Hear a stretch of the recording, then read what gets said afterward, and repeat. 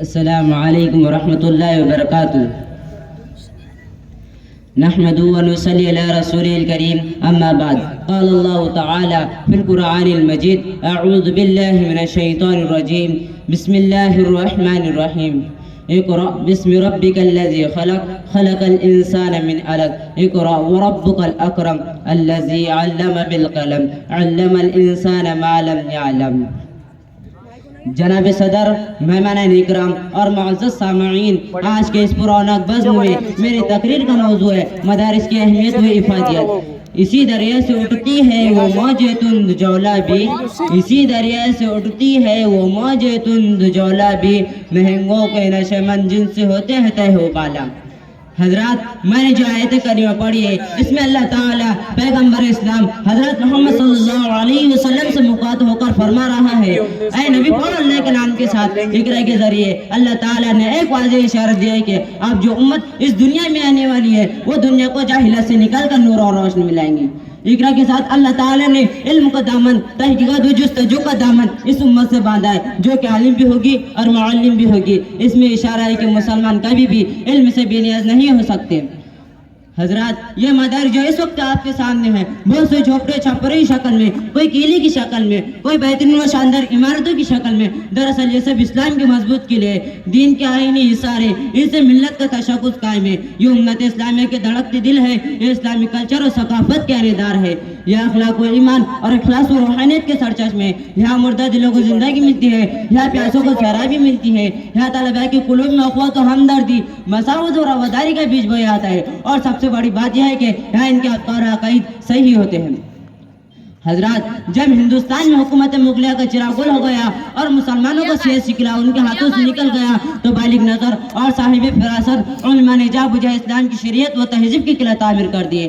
انہی قلعوں کا نام عربی مدارس ہے. یہی مدارس ہے جو اس وقت دین کی سب سے بڑی پناہ گاہ ہے. آج سرکاری نصاب تعلیم وقت کا سب سے بڑا خطرہ ہے. ہمارے بچوں کے دل و دماغ میں ہندو رسم رواج کو جاگزی کیا جا رہا ہے. اس لیے ان دینی مدارس کی ضرورت مزید بڑھ جاتی ہے. حضرات، اگر دین اور اس کے شرعی نظام کی ضرورت ہے اور مسلمانوں کو محض ایک قوم بن کر نہیں بلکہ ایک صاحب شریعت و کتاب قوم بن کر رہنا ہے تو مذہب کے محافظین اور حاملین اور شریعت کے ترجمان اور شارحین کی ضرورت ہے. اور اگر ان کی ضرورت ہے تو لا محالہ ان مرکز اور اداروں کی ضرورت ہے جو ایسے اشخاص پیدا کر سکتے ہیں. اور یہ ضرورت مسلمانوں کی اور قومی ضرورت سے اہم ہے.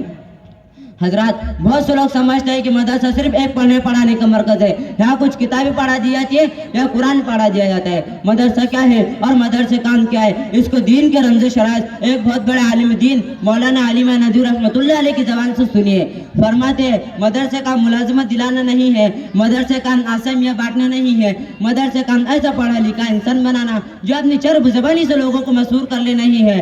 مدرسے کا کام قرآن سنانا ہے جبکہ دنیا میں ہر حقیقت کا انکار کیا جا رہا ہو اور یہ کہا جا رہا ہو سوائے طاقت کے کوئی حقیقت ہی نہیں. جب دنیا میں بلا محبت ڈنکے کی چوٹ پر کہا جا رہا ہو کہ دنیا میں صرف ایک حقیقت زندہ ہے اور سب حقیقت مر چکی، اخلاقیات مر چکے، صداقت مر چکی، عزت مر چکی، شرافت مر چکی، خودداری مر چکی، انسانیت مر چکی، صرف ایک حقیقت باقی ہے، وہ ہے نفع اٹھانا اور اپنا کام نکالنا ہے. ہر قیمت پر عزت بیچ کر، شرافت بیچ کر، ضمیر بیچ کر، اصول بیچ کر، خودداری بیچ کر صرف چڑھتے سورج کا پجاری بننا ہے.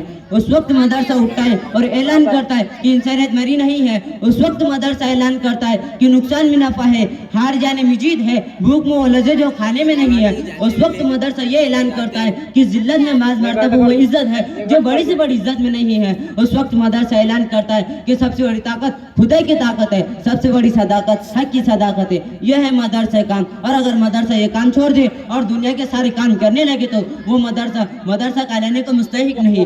حضرات، یہ مدارس وقادی آج ہماری ریڑھ کی ہڈی ہے، سانس کا حکم رکھتے ہیں. اگر سال چل رہی ہے تو ہم زندہ ہے. وہ یہ مدارس وقادی ہماری دینی ایمانی زندگی کا ذریعہ ہے. حضرات، آج ہم ایسے دور آئے پر آ گئے کہ ایک راستہ سیدھا ارتداد کی طرف جا رہا ہے. میں اس سے کم درجے کا لفظ استعمال کرنے پر تیار نہیں. اگر قدرت خداوندی کی کوئی مداخلت نہ ہوئی تو اس کے صاف آثار ہے، آثار ہی نہیں بلکہ صاف آنکھ سے دیکھا جا سکتا ہے. کیا ان نسلیں شاید اسلام کی بنیادی عقائد سے بناش نہ ہو بلکہ خطرہ اس بات کا ہے کہ مشرکانہ عقائد کو اختیار کر لے. اس لیے ہم مسلمانوں کو آنے والی خطرات کو سمجھتے ہوئے ان مدارس کی قدر کرنے کی ضرورت ہے. مسجدوں اور مکتبوں کی رونق بھی ان مدارس سے، اس لیے پورے قوم کی ذمہ داری ہے کہ وہ اپنے فضول خرچوں کو کم کر کے دینی ضرورتوں کو پورا کرے، بلکہ شریعت کا تقاضا تو یہ ہے اگر بستی میں دینی ضرورتیں پوری نہ ہو رہی ہو تو نفلی عمروں کے بجائے پہلی بستی کی دینی ضرورتیں پوری کی جائے۔ اللہ تعالی ہم سب کو مدرسے قدر کرنے اور اس کا تعاون کرنے کی توفیق عطا فرمائے۔ وآخر دعوانا الحمدللہ رب العالمین۔ السلام علیکم ورحمۃ اللہ وبرکاتہ۔